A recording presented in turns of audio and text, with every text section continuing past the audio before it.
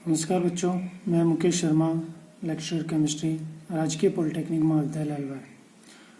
Online classes की श्रृंखला में आज अपन बात करेंगे इलेक्ट्रोकेमिस्ट्री। अपने जो कोर्स कोड 1003 है उसकी यूनिट संख्या 5 के इलेक्ट्रोकेमिस्ट्री के बारे में बात करेंगे। अब इलेक्ट्रोकेमिस्ट्री में अपने को क्या क्या पढ़ना है, इलेक्ट्रोकेमिस्ट्री होती क्या उसके बारे में पढ़ना, फिर उसमें सब टॉपिक्स दिए हैं। फैराडेज लॉ ऑफ इलेक्ट्रोलाइसिस और इस पे सिंपल न्यूमेरिकल प्रॉब्लम्स, फैराडे का नियम पढ़ना है फर्स्ट टॉपिक में, और उसमें उसके आधार पर सिंपल न्यूमेरिकल मेथड प्रॉब्लम्स करनी। फिर नेक्स्ट टॉपिक अपना introduction to corrosion of metals, यानी कि जो क्षरण होता है, धातुओं का संक्षरण होता है, उसका इंट्रोडक्शन करना, अपने को डेफिनेशन देनी, डेफिनेशन के बारे में बात करेंगे। और टाइप ऑफ कोरोजन, केमिकल और इलेक्ट्रोकेमिकल टाइप ऑफ कोरोजन के बारे में बात करेंगे, और इनमें स्पेशली केमिकल एंड इलेक्ट्रोकेमिकल जो मेथड है कोरोजन का उनके बारे में बात करेंगे। तीसरा टॉपिक अपना H2 liberation and O2 absorption mechanism of electrochemical corrosion, यानी जो इलेक्ट्रोकेमिकल कोरोजन है उसकी मैकेनिज्म में H2 लिबरेट होती है और O2 ऑक्सीजन एब्जॉर्ब होती है, उसकी मैकेनिज्म के बारे में इसमें अध्ययन करेंगे। चौथे टॉपिक में करना है अपने को factors affecting rate of corrosion, यानी कि कोरोजन की रेट को कौन कौन से फैक्टर्स वो अफेक्टेड कर सकते हैं उसके बारे में बात करेंगे। पांचवें पॉइंट में अपने को पढ़ना है internal corrosion prevention measures, purification, allowing और हीट ट्रीटमेंट। छठे टॉपिक में पढ़ना है एक्सटर्नल कोरोजन प्रिवेंटिव मेजर्स, यानी कोरोजन से बचने के लिए अपने को बाहरी जो मेथड्स, एक्सटर्नल जो मेथड्स, उनमें क्या क्या कर सकते हैं। तो मेटेलिक कोटिंग कर सकते हैं, एनोडिक और कैथोडिक, और ऑर्गेनिक इनहिबिटर्स का यूज कर सकते हैं। तो सबसे पहले अपन बात करेंगे आज Faraday's electrolysis law of Faraday electrolysis के बारे में। तो सबसे पहले अपन इलेक्ट्रोकेमिस्ट्री की डेफिनेशन की बात करेंगे। इलेक्ट्रोकेमिस्ट्री होती क्या है? विज्ञान की वह शाखा जिसमें विद्युत ऊर्जा एवं रासायनिक ऊर्जा का एक दूसरे में परिवर्तन, यानी कि विद्युत ऊर्जा रासायनिक ऊर्जा में परिवर्तित हो सकती है और रासायनिक ऊर्जा विद्युत ऊर्जा में परिवर्तित हो सकती है, में परिवर्तन तथा उनके संबंध का अध्ययन करते हैं, विद्युत रसायन कहलाता है। यानी कि विज्ञान की वह शाखा जिसमें विद्युत ऊर्जा व रासायनिक ऊर्जा का एक दूसरे में परिवर्तन तथा उनके बीच जो संबंध होता है उनका अध्ययन किया जाता है, वो क्या कहलाता है? इलेक्ट्रोकेमिस्ट्री कहलाता है या विद्युत रसायन कहलाता है। ठीक है, जैसे मैंने यहाँ इक्वेशन के रूप में बताया कि electrical energy convert in chemical energy, ठीक है ना। तो इन दोनों का अध्ययन, ये दो प्रकार की बाई डायरेक्शनल रिवर्सिबल रिएक्शन का एक वो एरो बनाया, निशान बनाया, यानी कि अगर इलेक्ट्रिकल एनर्जी केमिकल एनर्जी में कन्वर्ट हो रही है और उसके बाद अगर केमिकल एनर्जी इलेक्ट्रिकल एनर्जी में कन्वर्ट होती है तो इसका अध्ययन किस में किया जाएगा? इलेक्ट्रोकेमिस्ट्री में किया जाएगा। ठीक है, जो अपनी बैटरीज होती है, इन्वर्टर की जो बैटरी होती है, उसमें दोनों प्रोसेस होते हैं। सबसे पहले तो क्या, उसको चार्ज किया जाता है। चार्जिंग में क्या होता है, जो इलेक्ट्रिकल एनर्जी है वो केमिकल एनर्जी की फॉर्म में स्टोर हो जाती है। ठीक है, और जब डिस्चार्ज होती है, मतलब उसका यूज लिया जाता है चार्ज होने के बाद, तो जो इस केमिकल एनर्जी की फॉर्म में स्टोर एनर्जी किस में कन्वर्ट हो जाती है? इलेक्ट्रिकल एनर्जी में। तो ये दोनों बाई डायरेक्शनल में चलती है। तो इलेक्ट्रिकल एनर्जी चार्जिंग के time electrical energy chemical energy के रूप में स्टोर हो जाती है, और डिस्चार्जिंग के टाइम जब उसको यूज लेते हैं तो उसमें जो केमिकल एनर्जी स्टोर है वो किस में कन्वर्ट हो जाएगी? इलेक्ट्रिकल एनर्जी में कन्वर्ट हो जाएगी। ठीक है, अब हम फैराडे के विद्युत अपघटन के नियम पढ़ने से पहले आयनन और इलेक्ट्रोलाइट्स के बारे में थोड़ा सा अध्ययन करेंगे, क्योंकि फैराडे का विद्युत अपघटन नियम आयनन और अपघट्य, विद्युत अपघट्य जो होते हैं उन पे बेस होता है, उन पे की जरूरत पड़ती है। तो सबसे पहले अपन आयनन के बारे में बात करेंगे। आयनन के बारे में बात करें, किसी विद्युत अपघटन विलयन को जल में घोला जाता है। मतलब कोई भी विद्युत अपघटन के अपघट्य क्या होते हैं वो भी आगे बताइए। किसी विद्युत अपघट्य विलयन को जल में घोला जाता है तो वह धनायन एवं ऋणायन में टूट जाता है, यानी कि दो पार्ट्स में टूटता है। एक तो धनायन जिसको कैटायन बोलते हैं और दूसरा ऋणायन जिसको एनायन बोलते हैं। यह है क्रिया आयनन कहलाती है। यानी कि जो अपना कोई भी कंपाउंड है, केमिकल कंपाउंड है, जैसे AB कोई अपना केमिकल कंपाउंड है, जब उसको घोला जाता है, विलयन में घोला जाता है, अगर जल है या जल जैसे जो उसको डिजोल्व कर सके उसमें घोला जाता है। अगर जल लेंगे तो एक्वस सॉल्यूशन बनेगा, जैसा कि अपने पिछले सॉल्यूशन वाली क्लास में रहेगा, और जल के अलावा अन्य कोई भी सॉल्यूशन लेंगे, सॉल्वेंट लेंगे तो वो नॉन एक्वस सॉल्यूशन बनेगा। ठीक है ना। तो जैसे ही किसी भी केमिकल, किसी भी कंपाउंड को जब जल में घोला जाता है तो दो प्रकार के आयनों में टूटता है, एक तो धनायन में A+ में और B- में। जो प्लस वाला होता है वो धनायन होता है, जो माइनस वाला होता है वो ऋणायन होता है, ठीक है। और जब आयनन हो रहा है, जब आयनन होता है तो एक कंडीशन इसमें फुलफिल होती है कि जितना पॉजिटिव चार्ज होगा उतना ही नेगेटिव चार्ज होगा, क्योंकि यह सामान्य अवस्था में जो कंपाउंड AB है सामान्य अवस्था में उदासीन होता है, और ओवरऑल ये जो अपना विलयन प्राप्त होता है वो भी उदासीन होता है। अतः जितना धनावेश होगा उतना ही ऋणावेश होगा, यानी कि जितना A पे पॉजिटिव चार्ज होगा उतना ही B पे पॉजिटिव नेगेटिव चार्ज होगा, ठीक है। यानी कि positive number of positive charge और नंबर ऑफ नेगेटिव चार्ज आपस में बराबर होंगे। A और B की संख्याएं डिफरेंट हो सकती है। जैसे कि मैं NaCl की बात करें अपन यहाँ पे, जैसे यहाँ बात करते हैं अपन NaCl की। NaCl टूटता है Na+ और Cl- में, धनायन और ऋणायन। सबसे पहला तो है कि आयनन हो रहा है तो एक तो धनायन बनेगा और एक ऋणायन बनेगा। दूसरा पॉइंट मैंने कहा है कि जितना पॉजिटिव चार्ज होगा उतना ही नेगेटिव चार्ज है। अब देखो इसमें पॉजिटिव 1 है और नेगेटिव 1 है, ठीक है। इसी प्रकार अगर मैं मैग्नीशियम क्लोराइड लेता हूं तो वो टूटेगा Mg+2 और 2Cl-। अब इसमें देखो धनायन और ऋणायन की संख्या अलग अलग हो सकती है। जैसे यहाँ तो दोनों सेम है, एक धनायन और एक ऋणायन। यहाँ धनायन 1 है और ऋणायन 2 है, परंतु इनके ऊपर जो टोटल चार्ज है यहाँ +2 है और यहाँ -1 है। तो एक पे -1 है तो दो पे कितना हो जाएगा, +2 हो जाएगा। तो ओवरऑल जो पॉजिटिव और नेगेटिव आवेश है वो बराबर होंगे। धनायन और ऋणायनों की संख्या अलग अलग हो सकती है। जैसे मैं AlCl3 लेता हूँ, AlCl3 टूटता है Al+3 में और 3Cl- में। अब देखो यहाँ पे धनायन 1 है और ऋणायन 3 है, ठीक है। तो अब यहाँ पे ओवरऑल नेगेटिव पॉजिटिव चार्ज कितना है, +3 और यहाँ पे -3, यानी कि धनायनों और ऋणायनों की संख्या डिफरेंट हो सकती है, परंतु उन पे उपस्थित आवेशों का योग जितना पॉजिटिव चार्ज है उतना ही नेगेटिव चार्ज है। तो अपन ये कह सकते हैं कि वह जो अपने को विद्युत अपघट्य से जो विलयन प्राप्त होता है वो सामान्य अवस्था में उदासीन होता है। नेक्स्ट बात करेंगे विद्युत धारा के प्रति व्यवहार के आधार पर रासायनिक यौगिकों को दो भागों में बांटा गया है। कितने भागों में बांटा गया है, दो भागों में बांटा गया है। विद्युत धारा यानी कि इलेक्ट्रिकल एनर्जी के प्रति जो केमिकल्स बिहेवियर अपना जो शो करते हैं उसके आधार पर रासायनिक यौगिकों को दो भागों में बांटा गया है। विद्युत अपघट्य इलेक्ट्रोलाइट जिनको बोलते हैं और विद्युत अनअपघट्य जिनको नॉन इलेक्ट्रोलाइट बोलते हैं, ठीक है। अब अपन बात करेंगे विद्युत अपघट्य की। विद्युत अपघट्य की बात करेंगे यानी कि विद्युत अपघट्य वे पदार्थ जो जल में घुलकर आयनों में अपघटित हो जाते हैं। अपघट्य का मतलब टूटना, ठीक है ना। तो विद्युत अपघट्य है तो अपघट्य का मतलब वो टूटेगा, नहीं कि वे पदार्थ जल या जल जैसे अन्य विलायकों में घुलकर अपघटित हो जाते हैं, आयनों में अपघटित हो जाते हैं तथा गलित अवस्था में विद्युत धारा का प्रवाहन करते हैं, विद्युत अपघट्य कहलाते हैं।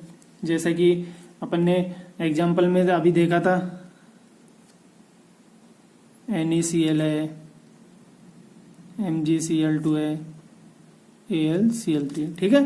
तो विद्युत अपघट्य कौन से पदार्थ होंगे जो जल में घोलने पर अपने आयनों में टूट जाते हैं।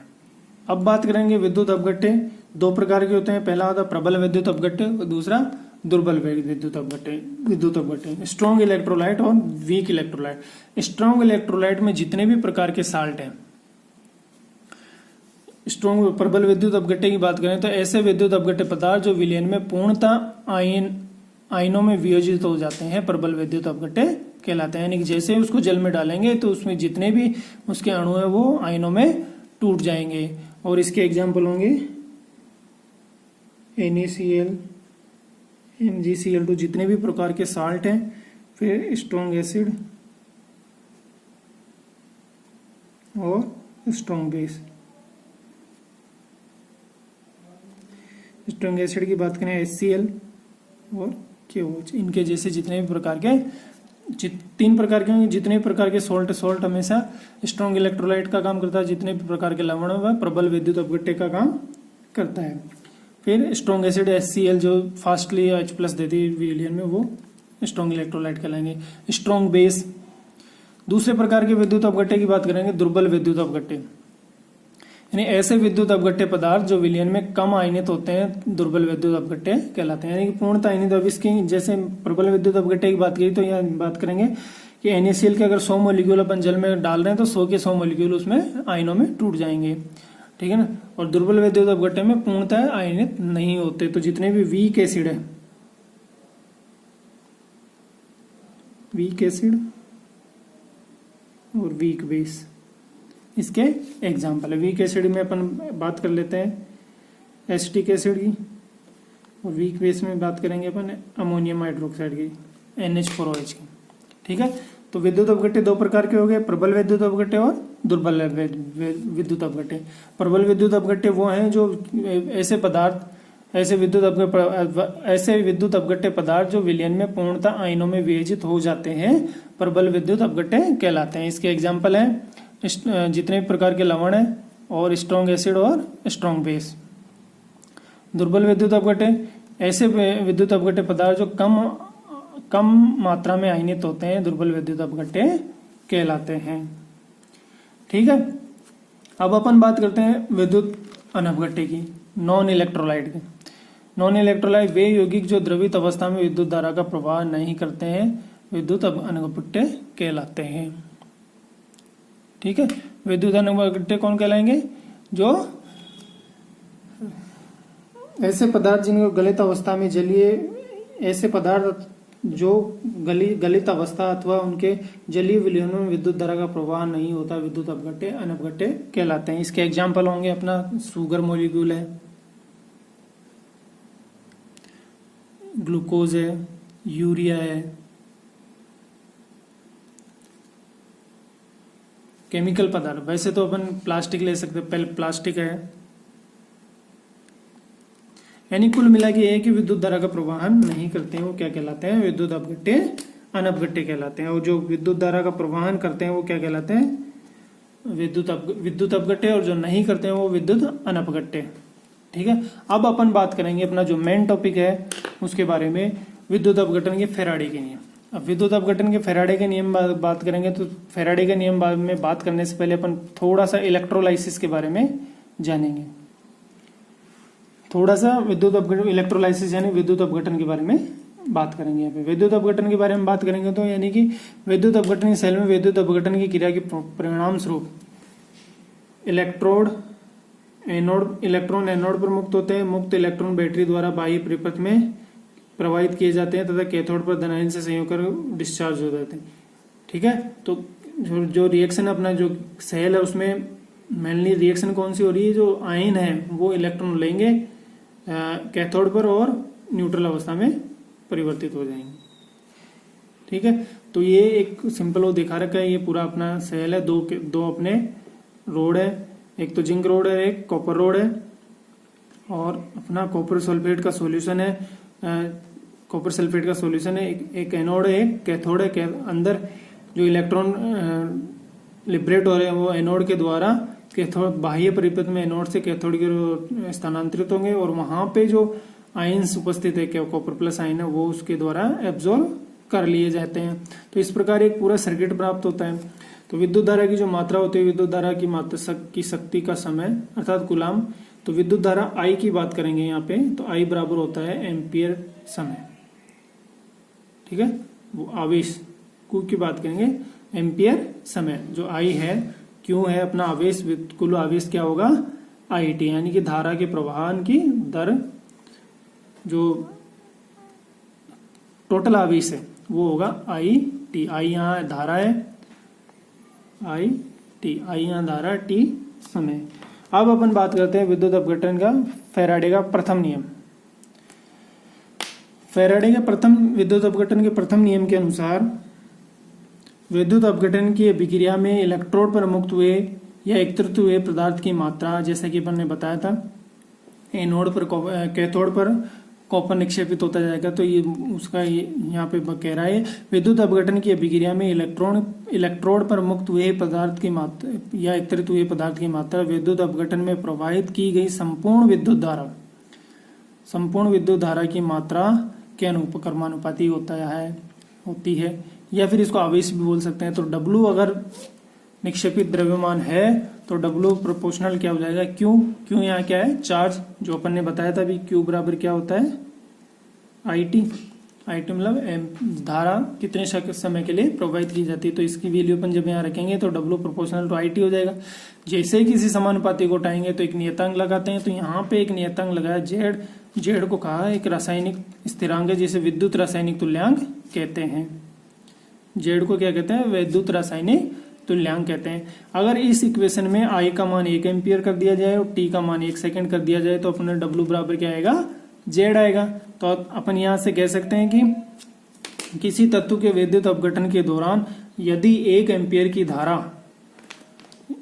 यहां से देखो, किसी तत्व के विद्युत अपघटन के दौरान यदि 1 एम्पियर की धारा 1 सेकंड तक उसके विलयन में प्रवाहित की जाती है तो इलेक्ट्रोड पर प्राप्त होने वाले पदार्थ की मात्रा उसके विद्युत रासायनिक तुल्यांक के बराबर होती है, यानी कि W बराबर Z। ठीक है, यानी कि अगर 1 एम्पियर की धारा 1 सेकंड तक उसमें प्रवाहित करेंगे विद्युत अपघटन के दौरान, जो अपन अभी डायग्राम में देखा था, तो जो इलेक्ट्रोड है कैथोड पर जो निक्षेपित होने वाले द्रव्यमान की मात्रा उसके विद्युत रासायनिक तुल्यांक के बराबर होगी। ठीक है, विद्युत रासायनिक तुल्यांक के बराबर होती है। विद्युत रासायनिक तुल्यांक की इकाई होगी ग्राम कूलाम। अब यहां से देखो, अभी अपन ने लिखा था W बराबर ZIT। ठीक है, IT को क्या कह सकते हैं अपन, Q। तो यहां से हो जाएगा Z बराबर W अपॉन Q। तो वेट की जो यूनिट होती है वो होती है ग्राम और आवेश की जो यूनिट है वो कूलाम। तो यहां से अपन कह सकते हैं कि विद्युत रासायनिक तुल्यांक की जो यूनिट आएगी वो क्या आएगी, ग्राम कूलाम आएगी। ठीक है, ग्राम कूलाम आती है।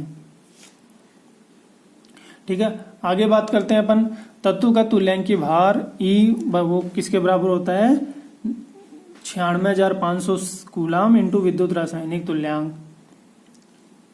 ठीक है, तो इसको वो जो 96,500 कूलाम इसको F फेराडे भी बोलते हैं। तो E बराबर मैं कह सकता हूँ F बाय गुणा Z। तो यहां से Z की वैल्यू निकाल सकते हैं अपन। ठीक है, Z की वैल्यू क्या आ जाएगी, Z की वैल्यू आ जाएगी Z बराबर E बाई F। तो यहां से अगर मैं पहली जो इक्वेशन आई थी W बराबर ZIT, इसमें अगर यहां से Z का मान रखें तो क्या हो जाएगा, W बराबर E by F into IT। ठीक है, तो ये हो जाएगा। अब अपन बात करेंगे विद्युत अपघटन के फेराडे का दूसरा नियम। दूसरा नियम क्या कहता है, सेकंड लॉ क्या कहता है, सेकंड लॉ कहता है ये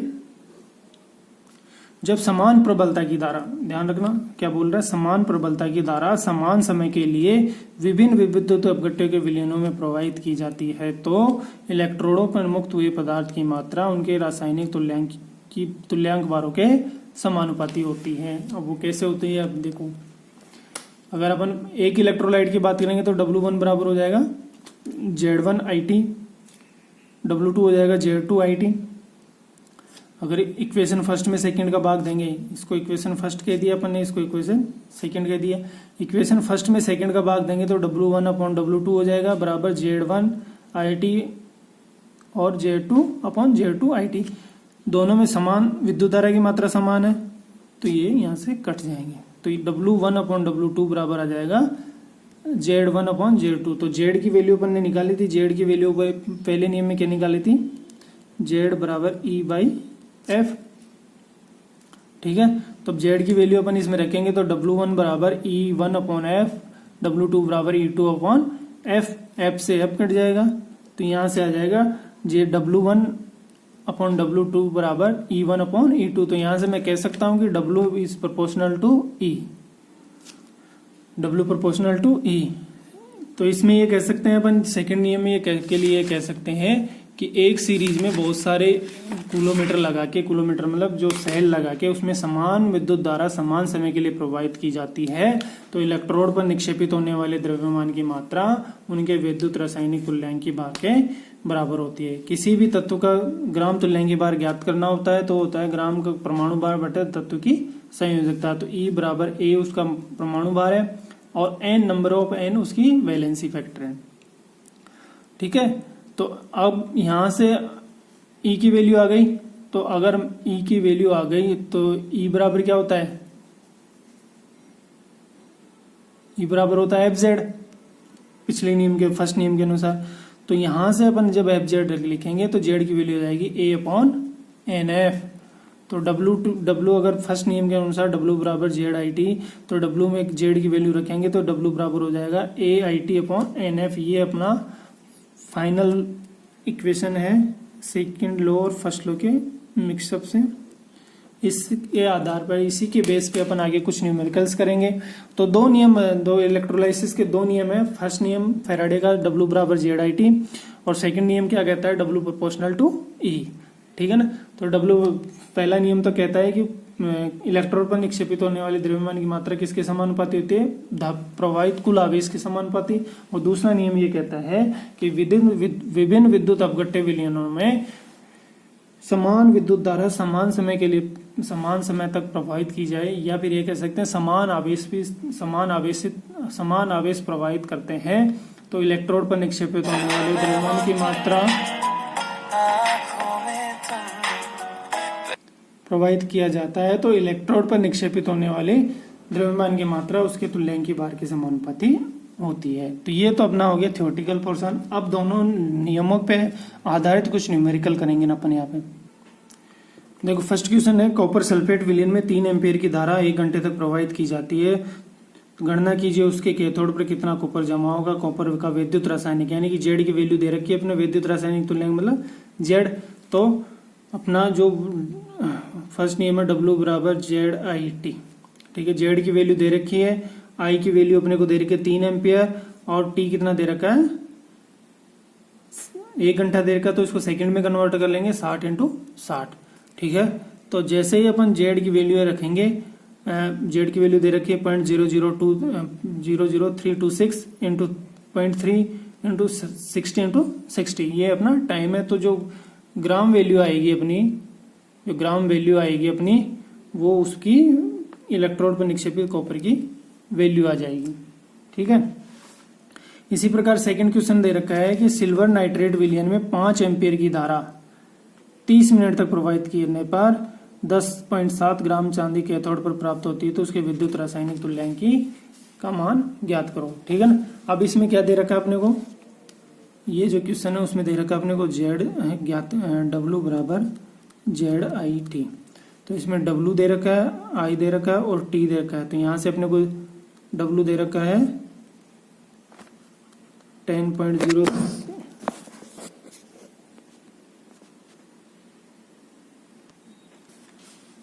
W कितना दे रखा है 10.07 ग्राम W दे रखा है अपने को 10.07 ग्राम।